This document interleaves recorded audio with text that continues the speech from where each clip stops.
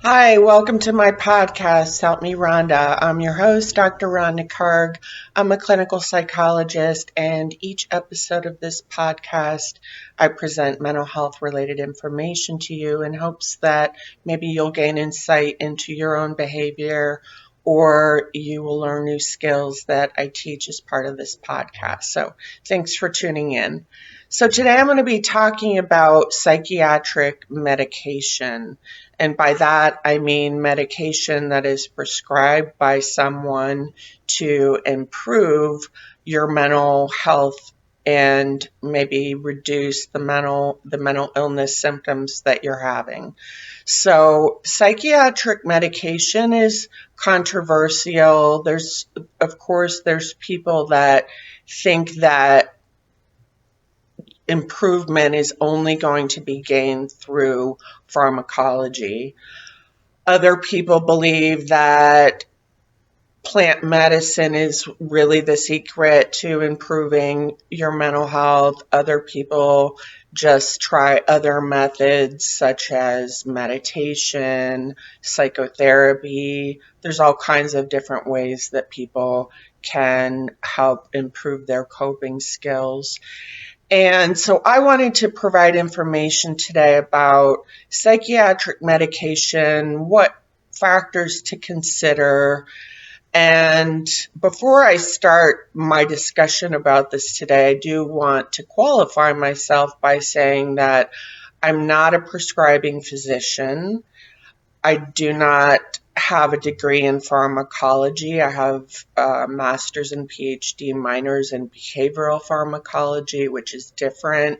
It's different than just regular pharmacology. So I have a good understanding of psychiatric medications, but today I'm just going to be sharing my experience with them and the things that I've seen among the people that I work with or have worked with over the last 25 years.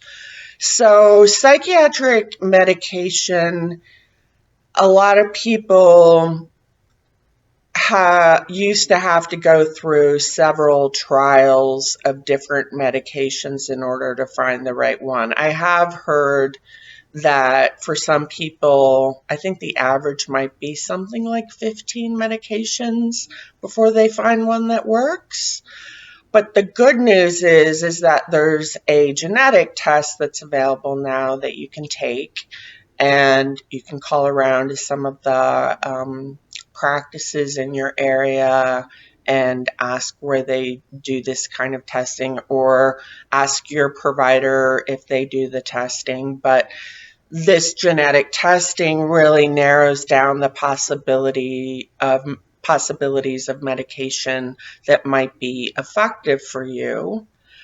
And those genetic tests also tell you which medications you're likely to have side effects from. And also, if you're able to take the medication without side effects, if you are going to require a higher dose based on your liver metabolism, a higher dose than other people might need in order for it to have a therapeutic effect. So those genetic tests are great. They're also controversial. Some people say there's not enough science backing them up, but I can say that based on my own experience, I've seen it be very helpful for a lot of people who have tried different psychiatric medications and haven't found one that worked for them.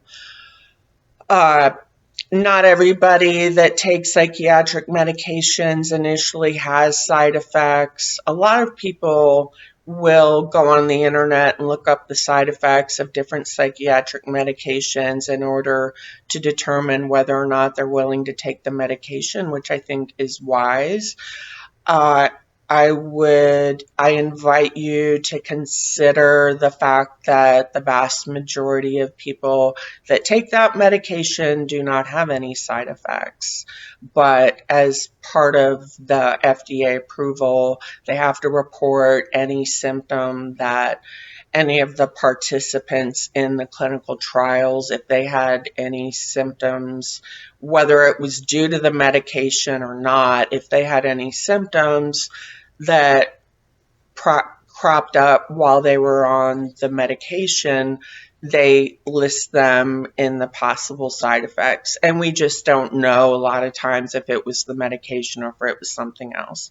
But there are certain medications, psychiatric medications, that have some troublesome symptoms that go along with it. The antipsychotic medications can cause involuntary movements, especially in the mouth. It's called tardive dyskinesia.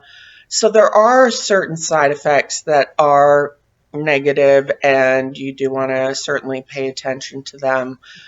But I would invite you to talk to your doctor about your concerns, and just remember that the vast majority of people that take the medication, the risk is definitely worth it because of all the benefits that they get from it.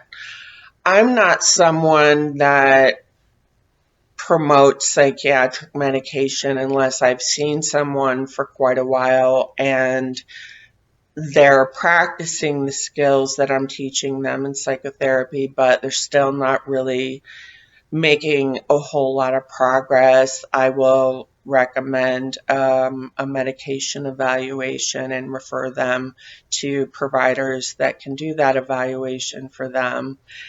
And a lot of times people will find that the skills that I'm teaching them in psychotherapy are easier to do once they start taking the medication. It's like, the way that I describe it to people is, medication is like the boat, and then the skills that you learn in psychotherapy and then the skills that you practice outside of psychotherapy is like rowing the boat. But the medication can give you that support that your brain needs for the chemistry for you to be able to be doing okay. Remember that emotions are really just a chemical reaction in the brain.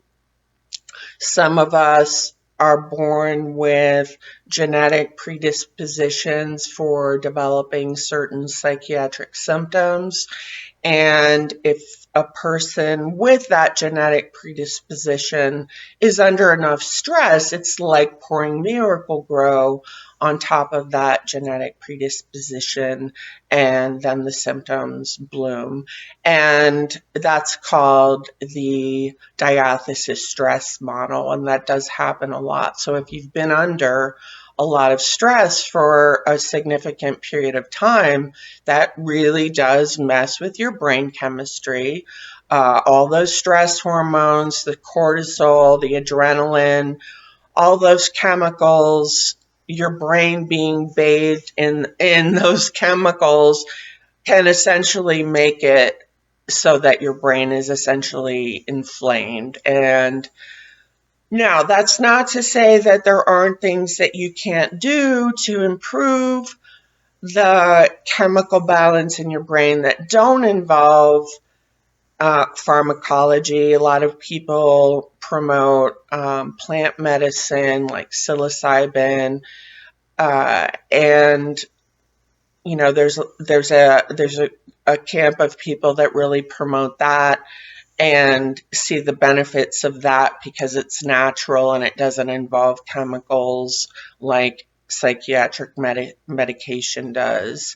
So there's people that promote that, but there's other things that you can do to improve your mental health, like yoga, meditation, exercise, journaling. There's lots of things that you can do. There's lots of different paths to healing. And psychiatric medication is just one of them. So, explore it with your providers, the possibility of getting the genetic testing done so that you can find out which medications are most likely to work for you, which medications are probably going to give you some pretty bad side effects, and if the medication will be good for you if you have to take it at a higher dose. So that's the genetic testing that's done for narrowing down the possible drugs that might work for you. And again, it is controversial, and some people say that there's not enough research behind it, but I have found it to be really helpful for most people. So the other thing that I wanted to say is that some people really do put too much emphasis on the medication to the extent that they expect their psychiatric medication to really do all the work and make their symptoms go away. And they don't realize that the medication can help, but don't rely strictly on the medication to feel better. Again, the medication is kind of like the boat, and then the things that you do in therapy and outside of therapy is like rowing the boat. But don't expect the medication to do it all. You're going to have to do your part and work on things too. And that can include a variety of different things. So from self-help to plant medicine to psychotherapy to exercise. Like I said, there's a lot of different paths to recovery. So I also want to emphasize that part of it too. Another thing is that it's important for you to have a prescribing provider who actually listens to you and takes you seriously when you tell them how you're feeling. And a prescribing provider that is just putting you on more and more and more medication, I would maybe pay attention to that because I see a lot of people that just seem like they're on way too much. I see people that, are on 7 different psychiatric medications. The doctors just keep adding more and more, and, maybe you're taking too much medication. If you're still not doing well, maybe get a second opinion from another person that specializes in psychiatric medication. General physicians can prescribe like common psychiatric medications like Lexapro. A lot of people take Lexapro, and a lot of general physicians are comfortable prescribing Lexapro. That's often given for anxiety and depression and a few other conditions as well. And so your general physician may prescribe psychiatric medications, but if you're dealing with a relatively complex set of symptoms, you might really consider going to somebody who specializes in psychiatric medications. There are some physician's assistants that's what they specialize in, or nurse practitioners, or psychiatrists. And there's actually some clinical psychologists, such as myself, who prescribe medication. I don't, but clinical psychologists that prescribe medication out there that are trained in psychiatric medication. And the way that I explain it to people is that if you say we're having problems with your heart, you wouldn't go to a podiatrist, right? You'd go to someone that has specialized training in the problem that you're seeking help for. And like I said, general physicians a lot of times can do basic prescribing, but if you try once and it's not effective, or you might very seriously consider going to somebody that specializes in psychiatric medication. So those are my observations about psychiatric medication. The last thing that I want to say about it is that just because you are taking medication now does not mean that you're going to need to take it for the rest of your life. Some people decide it's not worth the risk of going off of it.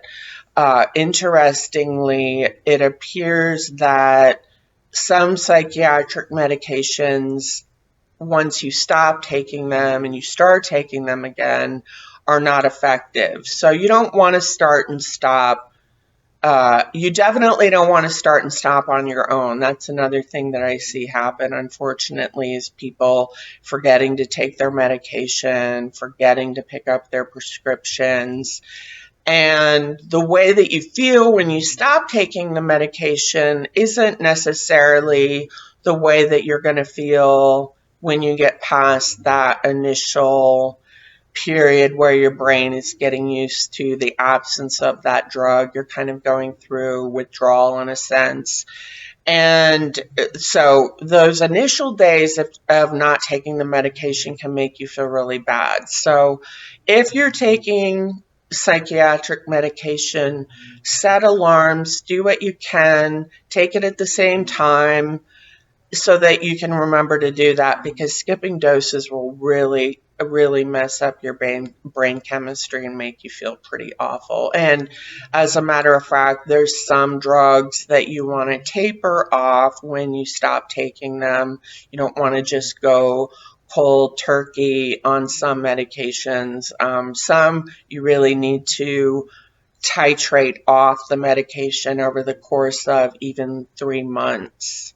So talk to your prescribing provider about this if you're interested in getting off your medication. Just because you're taking psychiatric medication now does not mean that you're going to take it the rest of your life. A lot of psychiatric medication is taken for a short period of time.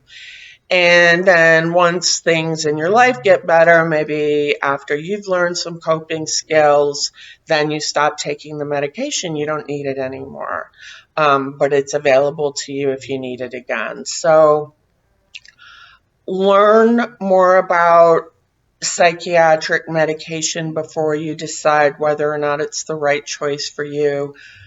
And feel free to drop a comment if you've had experience with pharmacology or psychiatric medication. If you want to share your experience with that, I'd love to hear that in the comments. So thanks so much for tuning in today. Thanks for making mental health support more accessible. I hope that you enjoy the rest of your day.